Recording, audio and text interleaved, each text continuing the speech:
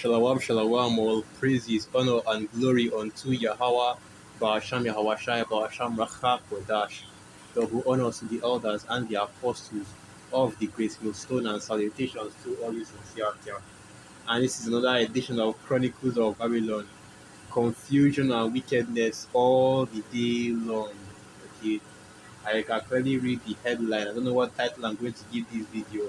But yeah, I'm going to call it Chronicles of Babylon because this is just pure wickedness, man. You see these women and the way this kingdom promotes this wickedness, and we'll start with that precept as it's written. Folly is set in great dignity, and the rich sit in a low place, right? And this is the book of Ecclesiastes 10, verse 6, and it reads, Folly is set in great dignity, and the rich sit in low place. Because this is just pure wickedness, and if you speak against this or call this out, you get persecuted, you get condemned, you get called all kinds of names in this world, right? Because this is what is being glorified, this is what is being pushed, and even though they'll be neutral about it, and you hear some people say, "Oh, this is horrible, oh, this is terrible." What you have to realize that this is the prevailing act that is going on in Babylon the Great, in Babylon the Great, and it keeps on getting worse and worse to the point where this place has to be destroyed. Right, and this is what we are talking about. She wants to embarrass my family. Pregnant woman exposed for having two baby showers with two different men. Right, and the inspiration for this video is O'Shea Duke Jackson. And I'm sure you all can know him. And this is a video I just posted up while I was at work. I saw the video and I looked at it and I was like, this is just pure wickedness. I watched a few minutes into the video and I said I have to do a video about this because he also mentioned something important that you have to consider as well when you are reading articles like this, and that is paternity fraud.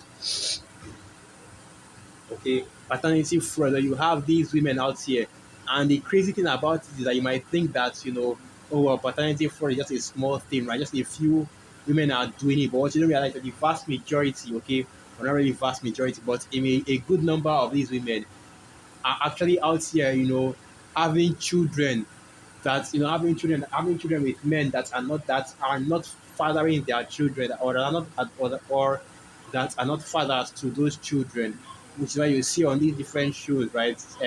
I think it's also on the Dr. Phil show, Maury and things like that, where you have so many women out there that go and do these DNA tests, and it comes out that the man is not even the man that they are with, their husband, their boyfriend, whatever, or the person that they are basically pointing the finger at as being the father, is not even the father of that child.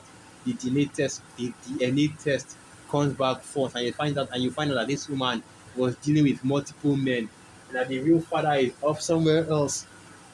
Or even going as far as a man doing a DNA test on one of his children.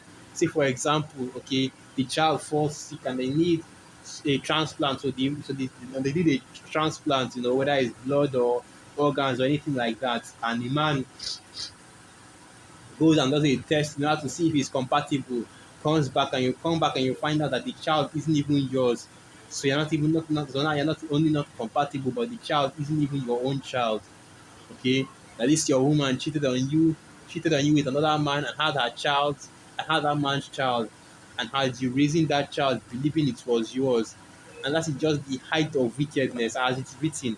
An adulterous woman eateth, wipeth her mouth, and saith, I have done no evil, right? And I don't really get on the women too much because this is what I don't really get on the women too much because you know I did that for the more because I'm not really that experienced when it comes to handling these women. But these things are getting out of hand to the point where it has got to the point where it has gotten out of hand to the point where even we that are here, in the eastern part of the world, West Africa, Asia, and so on and so forth, that these things don't happen to a high degree, but they do happen, of course. We are also seeing it, and it's also becoming more and more mainstream. Even here in Nigeria, paternity fraud is a huge deal. Okay, Proverbs 30 verse 20. Such is the way of an adulterous woman. She eateth and wipeth her mouth and saith, I have done no wickedness. And this is how these women behave. And you even have some of these women have the guts to act as if they didn't do anything wrong, right? To be surprised at men for being upset with them, snapping at them, and being mad at them for what they did. But this is why the scriptures, the scriptures gives the judgments that it does for adulterous women, right? Let me just continue reading on. Let's not go into that because that would be something that Esau would flag this video for. So, reading into the article, a young lady identified as Tati Riches on Facebook has called out a pregnant woman for having two baby showers with two different men. The young lady, who did not reveal her relationship with the woman, stated that the pregnant woman was disgracing her family. In the photo shared by the young lady, the pregnant woman was seen at two different baby showers with two different men. She allegedly pinned the child's paternity on with them knowing. And the crazy thing is that you could actually go on to find out that neither of these two men are actually the father of the child. Because things like that have actually happened before. Where a woman gets impregnated, she goes around, looking at other men, you're saying that this one is the father, this man is the father, this man is the father, this man is the father. Goes to three different men and tell them that they are the father. They all do DNA tests and they find out that none of them are actually the father. Tati shared photos of the soon-to-be mother wearing the same dress at different baby showers with different men. Tati Richie's roots, like I said, two different baby showers, two different, and it's the N word, same dress, and the viewer as well, still out here lying. She wanna embarrass my family and I embarrass her. Beware of these whores. And that's right, beware of these women and beware of these fools. Okay? Because this is the kind of conduct that they get themselves involved in. And these things are glorified in Babylon, man. This woman is out here, right? She's, what's that? What's what I'm looking for? Sexually free, right? Liberated. And I've forgotten the exact word that they used for that. I think it was actually sexual liberation, that she's out here, touching it up, living our best life and things like that. And this is glorified. But you see the confusion that this whole being completely promiscuous, these women being promiscuous has brought in, right? And basically, this is why the scriptures says what it says concerning adultery. That if a woman commits adultery with a man, both the adulterer and the adulteress will be put to death, right? And this is why a woman is only meant to deal with one man. Because now, who is the real father of the baby, right? Who is the actual father of the child?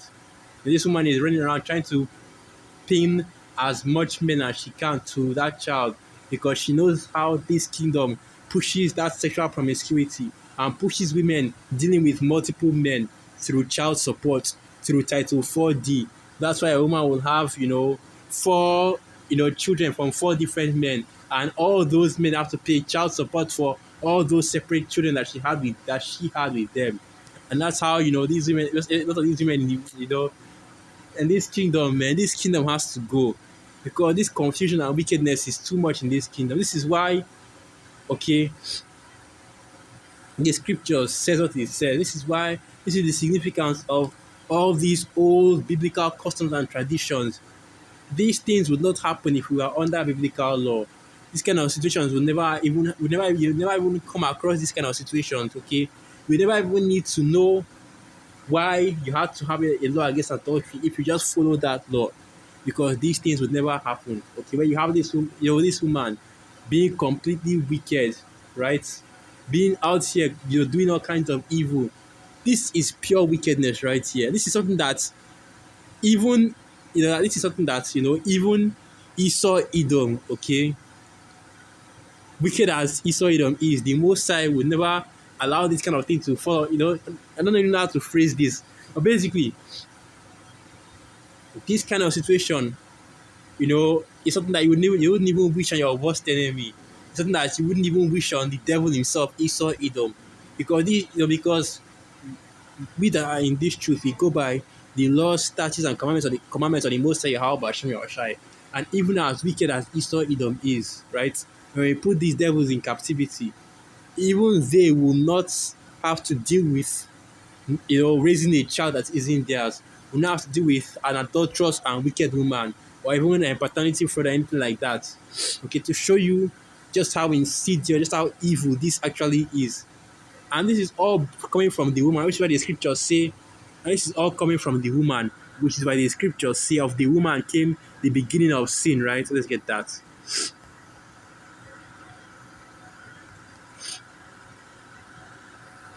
So this is the book of Ecclesiasticus 25, verse, and I'll start from verse 24.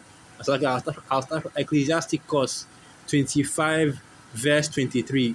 A wicked woman abated the courage, maketh an heavy countenance and a wounded heart. A woman that will not comfort her husband in distress maketh weak hands and feeble knees. Of the woman cometh the beginning of sin, and through her we all die. And isn't this the truth? Because as soon as you take the man out of the house and you leave the woman in charge of the house, you see you see wickedness multiplying on the earth, right?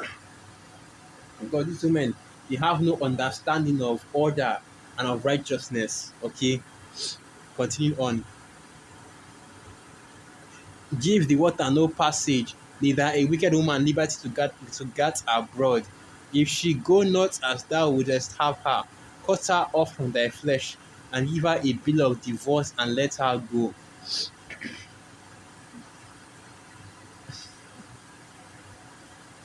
This, I want to get another precept just to go into the wickedness of a woman, and because this is just, let's get Ecclesiasticus 25, verse 13. Give me any plague but the plague of the heart, and any wickedness but the wickedness of a woman. And this is the level of, you know, it just leaves you completely speechless as to how in this kingdom this kind of wickedness is allowed, okay? This kind of wickedness is promoted. And this is why this place has to be destroyed. This is why this place has to go. Because this is just Babylon the Great, the mother of harlots, as it's written. But yeah, I don't have anything else to say, so I'm just going to leave it at that. So without all praises, honor, and glory unto Yahweh, Ba'asham Yahweh Shai, Ba'asham Rakak, Wadash, Wa Abad Babal, and through the Spirit, I hope you Akim, are you acquired for edified, Shalom.